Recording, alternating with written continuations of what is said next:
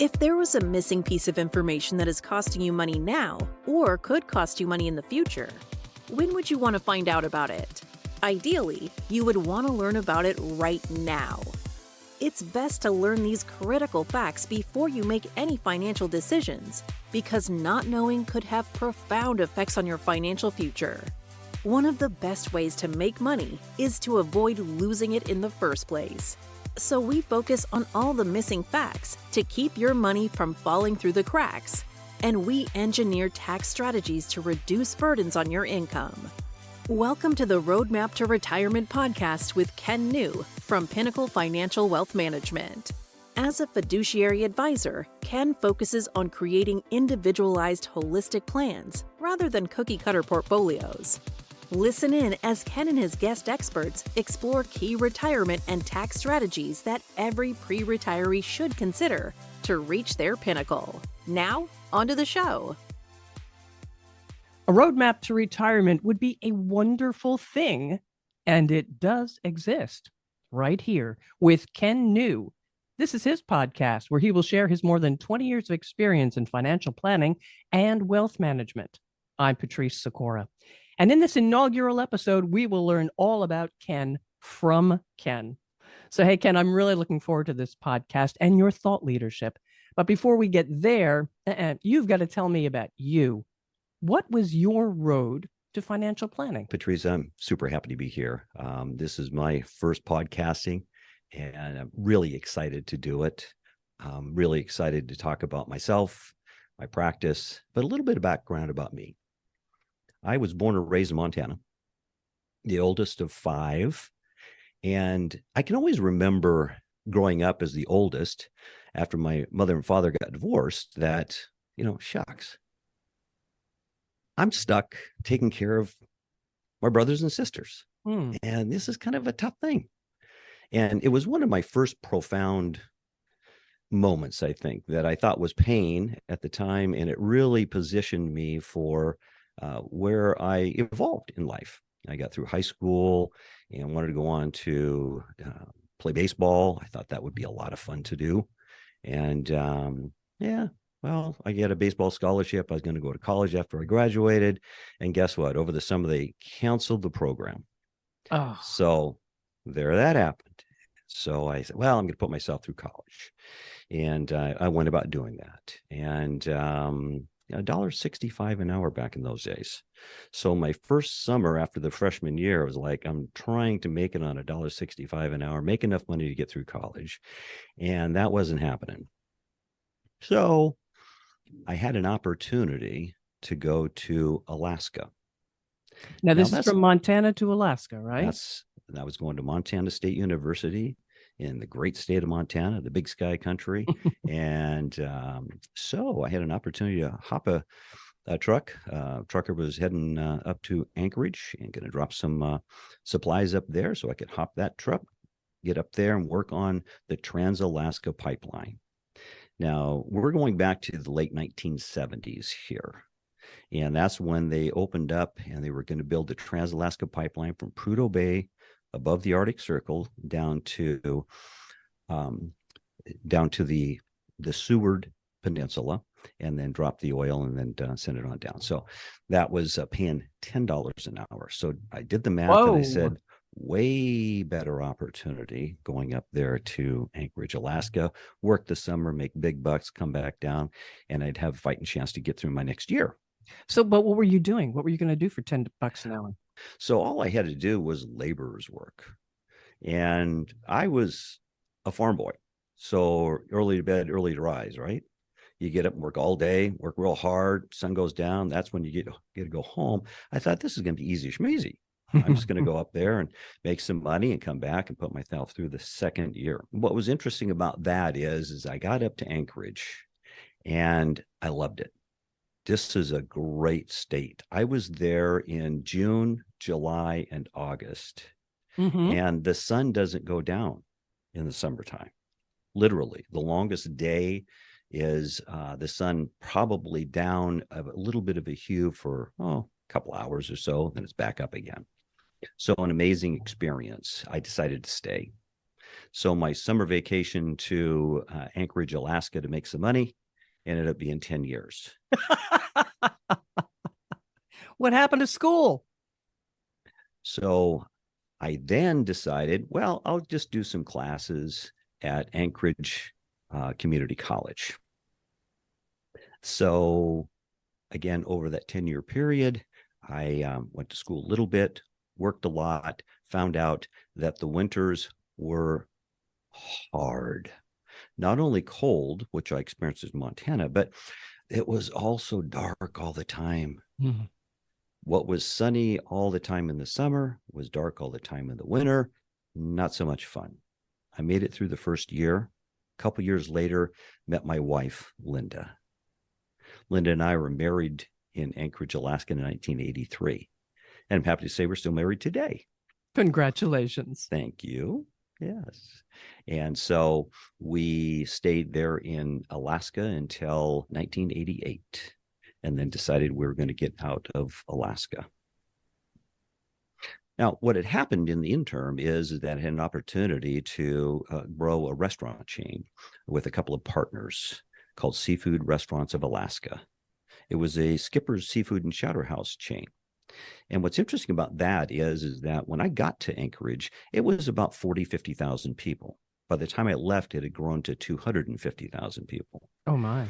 Now, those numbers by today's standards are like paltry. They're not any real big deal. But boy, was an expansion of the Anchorage area there. And we had Elmendorf Air Force Base there. We had Fort Richardson was there. So we had a great supply of human resources, workers, guys that needed part-time jobs. And of course, all the need then for the product that we had, which was seafood, which was popular. And it was quick service style. And what was interesting about that is I learned my probably second most profound lesson in life. And that is what goes up can go down. So we grew from one restaurant to 5. And then in 1987, people kind of remember that, things weren't going so well economically, very much influenced by the Asian markets in Alaska. And yep, everything crashed. We were at about 50% of our volume, and we just had guessed that we were going to continue to grow into infinity, I guess. And the idea then was that we just sold out and said, no, we're done here, move on. And that's the economics. That's the kind of ever-changing world that you have out there. And sometimes you get caught up in the noise and what's going on at the time, and you kind of forget that every year is a new year. Come back and make it happen again. So we ended up deciding that we spent enough time here in Alaska. Let's try something different. And you went to California. We did. We went to Southern California. My dad was living down there at the time and thought, well, what the heck? That's a great place to go to. We'll go from the frigid cold of Alaska to the beautiful San Diego area. And I really, really liked it. Unfortunately, Linda did not like it at all. It had highways and it had traffic and it was a huge amount of people. And 250,000 people live in Anchorage, Alaska was way different than what's going on in Southern California. So there you have it. We decided, what are we going to do from here? Well, we ended up making our way to Merritt Island, Florida. That's a heck of a long way to make your way. I mean, really, Ken. First of all, Alaska, California, I get that. California all the way over to Florida? Yeah, that's a bit of a stretch, isn't it? Linda was born and raised in Merritt Island, Florida. She graduated from Merritt Island High School. And so the real question is that what got Linda from Merritt Island High School to Anchorage, Alaska? And that is hilarious because 2 days after she graduated from high school, her father gave her a one-way airline ticket to Anchorage, Alaska to visit her cousin who lives up there. A one-way ticket? Was he telling her something? One-way ticket. Well, part of the story is there may have been a boy involved. Well, I'll tell you what, we'll hold that for another podcast. Right. So long story short, we met a few years later. Again, we got married. And so when our decision making was, oh, geez, where are we going to, plant ourselves for the next voyage in life, Florida just made all the sense in the world to me. I've been down to here to Florida many times, loved it. Weather you can't beat. Mhm. Great place. And Merritt Island, Florida, when we got here in 1993, was a small town. And it is, by today's measure, still pretty much a small town, but it's way busier than it was back in the day. And Kennedy Space Center today is just booming and lots of things going on there and so on. But we moved here in 1993, and we've been in Brevard County ever since, which is the longest tenure we've ever had of any place that we've lived in both our lifetimes. And now you were still in the restaurant business at this point? You know what I did when I got to Merritt Island, Florida, is I decided I needed to make a change in my career path. I'd had amazing experiences in the restaurant business. And typically, I had the opportunity to fix things that weren't working well in the restaurant industry. And what I mean by that is that, I think people make all the difference in any business that you're in. And I recognize that in the restaurant business, I wanted to have the best people possible to be working at every level in those restaurants. And so kind of got a reputation of being a fix-it guy. I would just come in and do what you would call common sense things, like pay them more money and hire better people, and then create the whole model such that we delivered to the customer what they were looking for. And they were very happy with that.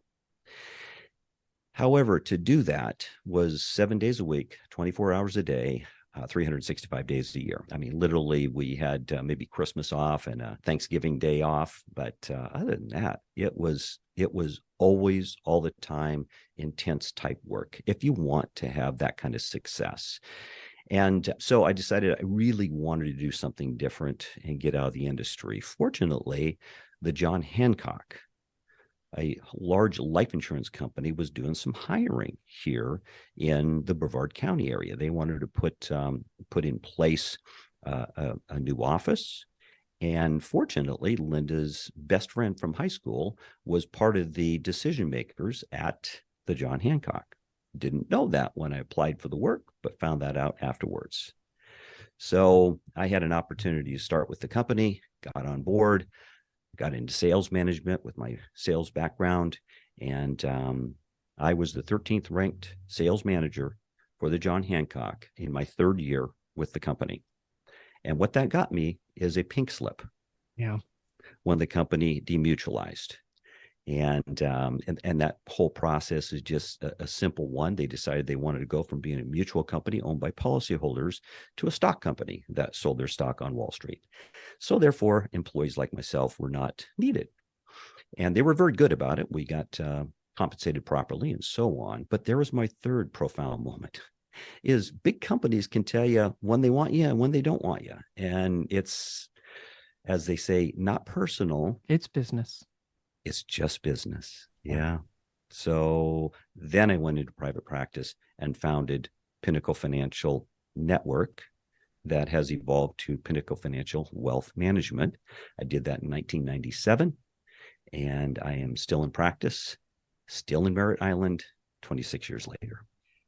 That's fantastic. It's a great story and such a foundation to be in financial planning. Fantastic stuff.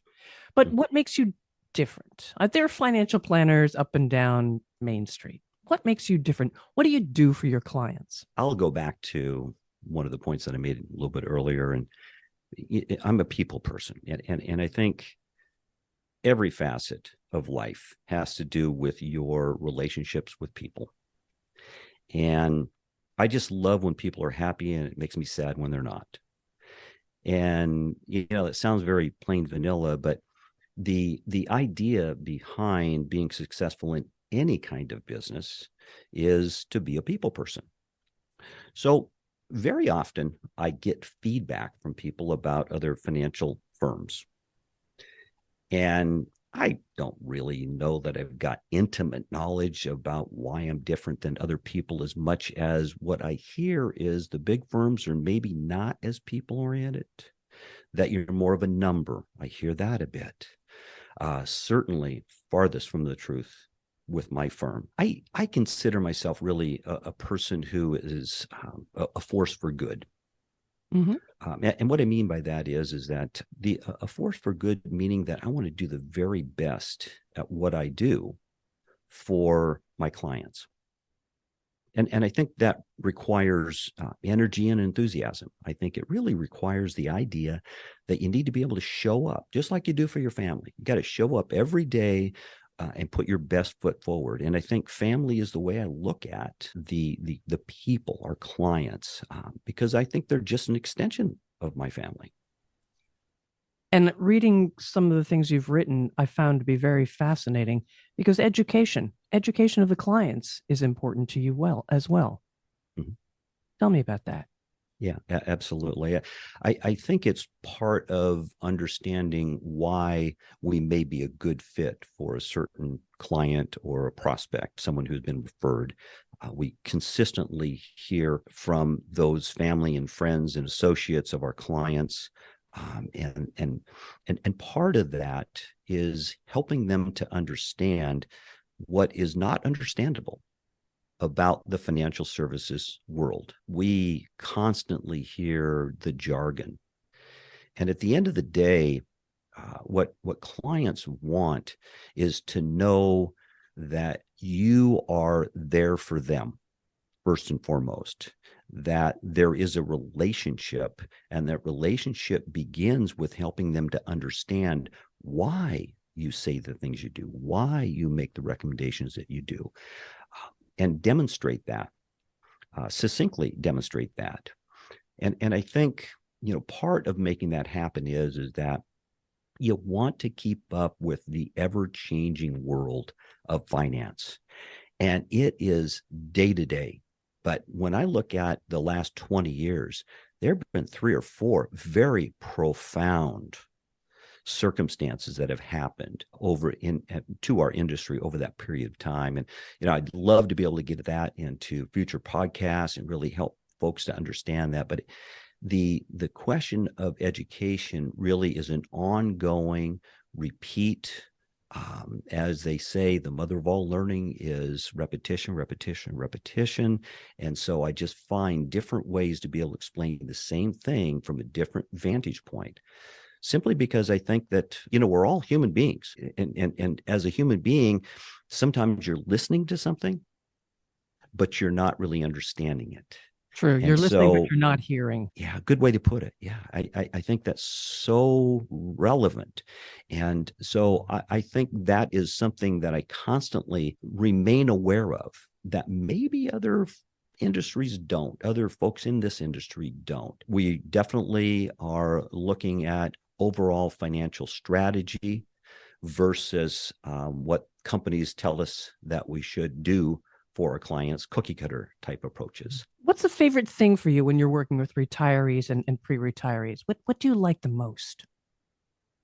Well, we have a little bit of a saying in our practice, and I'm going to be happy to be able to introduce some of the ladies that work with me, and they're very special, very talented, been around a long time, and so on. But the thing about it is that to be able to get into the dialogue with a client and understand what's their what's important to them, why would they have a certain predisposition to a certain thought process in our industry. This financial services is such a huge conversation. I mean, my gosh, we can talk about private markets versus the public markets and have a day-long discussion about all of that. Yet for a typical person, they're going to be, very wired into one or the other. And so you get to that by listening to people, asking those probing questions, and then listening for the why and coming back and rinsing and repeating that. I like the point that you just made. You ask questions. Tell me more. Yeah. Yeah. How are you ever going to know what someone's thinking until you ask that open-ended question that has to center around why? There's a great TED Talk. Well, there's many great TED Talks Yeah. on why. But I can tell you that in my industry, what's so important, I think, is to understand a few things about our clients, especially someone who's been with us for like 20 years. Here's someone who typically will say that they've been here for 20 years and their circumstances have changed over and over again over that period of time. Yet the model still remains successful. And the reason for that is that we have to have conversations with our clients in an ever-changing world and through the lens that it is going to be changing for them, anticipating that, understanding that, and listening to what it is that they're talking about. Ken, what designations do you have? So the designations in my industry typically center around the types of advice that you can give. So I'm a registered rep and I am an RIA. And what that means is a registered investment advisory firm. I'm an investment advisor representative carrying FINRA licenses 7, 24, 63, and 6. And so a lot of that jargon just means that I'm regulated by the federal government, and I have these licenses that allow for me to have discussions with high net worth people, accredited investors, those kinds of people that are looking for something more than just, oh, I'm going to put you in the stock market and our plan will work if the stock market goes up. This is a much different approach, and high net worth people are looking for that. Do you work with people outside of Florida? I do. Yeah. Yeah. So the licenses that I have are for the really for the nation. And so every state is viable. However, we have to license in each state. So it's not practical to have licenses in all 50 states. So we're licensed in, I think 12 or 13 different other states that we talk to people about. Many times they'll move back to their home state from Florida. And so that is the case in some of these different licenses that we have. Well, that's interesting. I didn't realize that. So once you moved down to Florida, you stayed forever. Yeah. I always thought that would be the wise thing to do and just go back and visit those cold weather places. But that's not what happens in reality. When the kids move away or kids have grandkids, then a lot of times grandma and grandpa want to be by them. And speaking of grandpas and grandmas, when you're not working and you're not doing I'm going to let you talk about the volleyball, but when you're not working, what do you like to do? What's your hobby? Well, that's a great question. I think first and foremost, the thing that I really focus on is, taking care of myself. Really, I mentioned earlier that if I'm going to show up for my family and ultimately show up for my clients as well as an extension of my family, I've got to take care of myself physically. I've got to take care of myself emotionally, spiritually, as well as intellectually, and understand what the changing world's all about. And so I have certain habits that are baked into my day. Stay with the early rise and early bed kind of focus, but I do an hour of power virtually every morning. And that's just an opportunity for me to read and listen. And I think baked into the reading part has developed into listening to books. And so I love to awake and then kind of get a sense about what's going on in my real world, and then find myself in a story and learn more about just little things. I'll give you an example. The way that we filter information in our world, it just excites me, and it really does. So the light spectrum, as an example, our eyes, our ability to understand what's going on around us. There's this huge spectrum of light, and we have the opportunity to filter just a very small amount of it. Like 1 or 2% of all the light we can filter. So I ask myself that question from time to time. It's like, well, what else is out there that we don't know about because we can't see it because of the light waves or audio waves, Same thing, huge amount of wavelength out there, and we can tune into just a small amount of that. That excites me. That is just one of those human things that I think is just fun. I journal about it. So that really gives me an opportunity to think deeper, I think.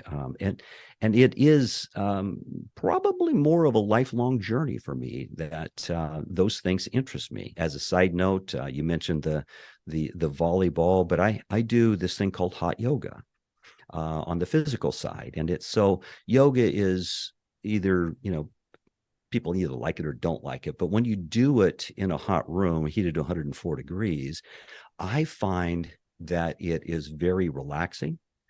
It is also very challenging and physically very taxing.